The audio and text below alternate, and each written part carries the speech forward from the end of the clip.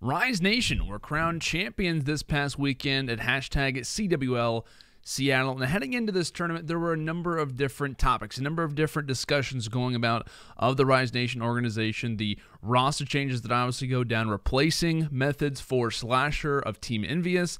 There was a lot of question coming into this roster. A lot of people were very excited to see what this team could really do.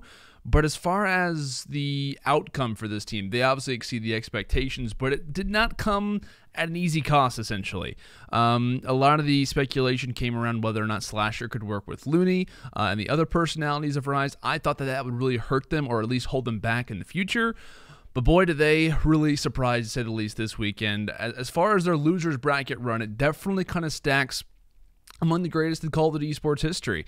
So we're going to be taking a look as far as how their tournament really did go, who were the major players you'll be looking at, and overall, how did they really accomplish this incredible feat. So as far as pool play was considered, they ended up finishing 1-3 in groups, losing to Echo Fox and FaZe in a Game 5, and Lightning Pandas in a hot 3-0. And of course, after these results obviously start to occur, there are memes, pictures, comments, Reddit posts, anything that you really want to imagine. They were being said and they were being developed around Slasher. His decision to come here was obviously very pressure-filled. They really make this team to really want to be kind of a dynasty, essentially. They want to form a team that can really be stacked up against the best in the world as far as a top two, if not best team in the entire world. So to see them already having some early, difficulties was like, okay, we kind of get it. We realize this team is probably not going to work. I think even Slasher tweets out coming into the losers bracket run how he was going to turn off his phone. He really didn't want to see that stuff and just wanted to focus on the tournament.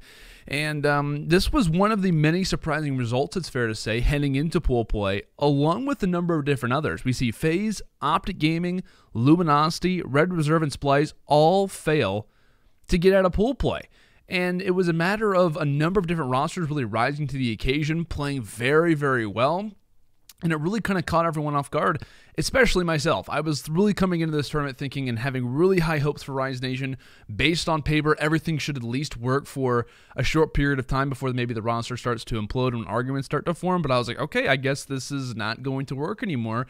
And I think Rise Nation started to think that as well. However, though, coming into the losers bracket, they start off in losers round 2. And this is where things start to kind of, progress for Rise Nation, essentially. So they start off in losers round 2, beat Heretics 3-0. Move on to the next round, losers round 3, beat Complexity in a 3-0. Next, they face off against Team Envy. Of course, Slasher's old team beat Team Envious in a Game 5. Next up in losers round 5, Luminosity, who's been making a pretty decent run to the losers bracket as well. They also beat LG in a Game 5. Losers quarters, they beat Ghost Gaming in a hot 3-0. Losers semis, Echo Fox 3-1.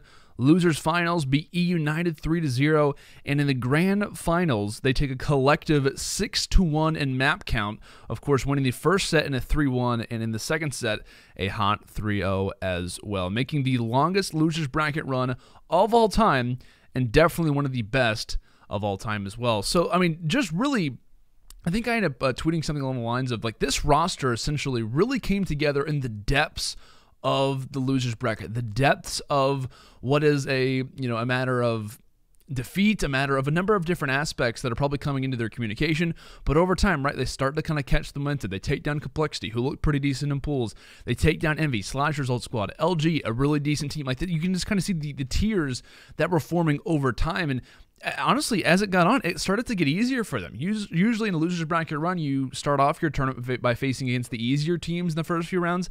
This was the exact opposite for this team. They face off against Envy and LG in losers round 4 and losers round 5. Coming into quarters, they lose a collective 2 maps. Quarters onto the grand finals, they lose 2 maps in total to really kind of overall combine for a destructive finish compared to everybody else. And even in the finals as well, it was hard to watch. It was boring. They made the finals boring because of how good they were playing and how difficult they were to deal with. And of course, along with the amazing numbers that they put up, they had a 27-6 map count in the losers bracket. Hardpoint, they finished 9-3. Search and Destroy 9-2, and CTF 8-1. Just to throw a few more stats at you as well. Overall KD, Looney finishes off with a 0.86. TJ Halley finished off with a 0.99. But this is really where the Rise Nation comeback, all these amazing stats really progress from. Gunless a 1.15 and Slasher a 1.30. Along with Slasher's performance, he had a 1.24 in Hardpoint, Search and Destroy a 1.52, and in CTF a 1.33. Of course, that's throughout the entire tournament. Adding on to that, and Gunless, who ended up receiving the MVP award, who would really even get an MVP after the numbers from Slasher, finished off with a 1.20 in Hardpoint, a 1 in Search and Destroy, and in CTF a 1.13. The fact that Slasher puts up numbers like this goes to show how versatile the team really is. With Gunless winning the MVP, it goes to show that even though Slasher could put up numbers like that, someone else can still be the most valuable player, and to even think that someone could even compare to the stats that Slasher has, it just goes to show and really complements what was this insane run. And I saw a lot of people kind of hating on Looney throughout this tournament, and really, where do you find the kills when your teammates are putting up 1.20s and a 1.24 in Hardpoint? Where do the kills come from? And this is an issue that Team Caliber has dealt with. This is an issue with a number of different organizations. The kills are so much more difficult for the objective player. And it's not going to come in bunches, right? Because your main goal isn't necessarily to find the kills. It's to find the impactful kills. So, along with Looney's kind of overall support style play, he's a very solid sub in his own regard. I think he has a great skill as far as a player is considered, but it's about the in-game leadership, what he provides to the team as well. And, of course, to kind of talk more about Gunless, he finishes off number 1 in respawn KD for flex players at a 1.18. He finished off with number 1 Slayer for flex players at a 25.99 kills per 10 minutes, along with his overall respawn KD throughout bracket play was a 1.29. And to me, personally deemed the greatest player in Call of Duty right now. Gunless, the flex player, you talk about the ability to do both roles, the AR or the SMG. Some of the kills that he was getting throughout this entire final, throughout this entire tournament, but especially the final, just looked effortless. Evil Geniuses, well, they did put up a fight, right? They choked the Search and Destroy. They should have won that. They barely lost the CTF, but they were having such a hard time dealing with him. Of course, around this time last year for Gunless, he was crowned the MVP of CWL Atlanta 2017 under United, and right now he's sitting as a 3-time champion and a 2-time MVP, should be 3-time MVP. Of course, CWL Atlanta 2018 ends up going to Methods, but definitely a lot of people's opinions. He should be right now a 3-time champion and a 3-time MVP. That goes to show his overall presence on the map is what gives teams victories. And I know a lot of organizations were kind of questioning how good could he be. He comes from Echo Fox, not playing the best, but when you got good players around him, when he meshes well with the team, I mean, he is absolutely frightening to play against. And this is kind of a sentiment as well, because once United obviously has the issues with the organization, or really organization problems essentially with the roster, Gunless ends up obviously not attending the next event. So we don't really know how he plays. He later joins along the lines of FaZe, and we don't really see a whole lot of progression from there. But he was kind of thrown into a team, and I think it's fair to say he could be back to his overall form. It could be the best, really the best player that we've ever seen him be, because right now he is looking, without question to me, to be the best player in the world. And can he even add on to these amazing stats? And of course, along with Rise Nation, do we have a new dynasty among us? Is this the next big squad, essentially? They kind of remind me of the old Impact lineup from Black Ops 2, where that team won 4 titles in a row, including a Call of Duty World Championship. But right now, the honeymoon period is in effect for Rise Nation. I think the attitudes could change, which I think will be their downfall as a roster, essentially. I just honestly think it's a matter of time. How many championships can they win in that period obviously remains to be seen. But I think the arguments between Looney and Slasher will eventually come. You're going to have a slow tournament. How do you really rebound from that? It's going to be a pretty big deal.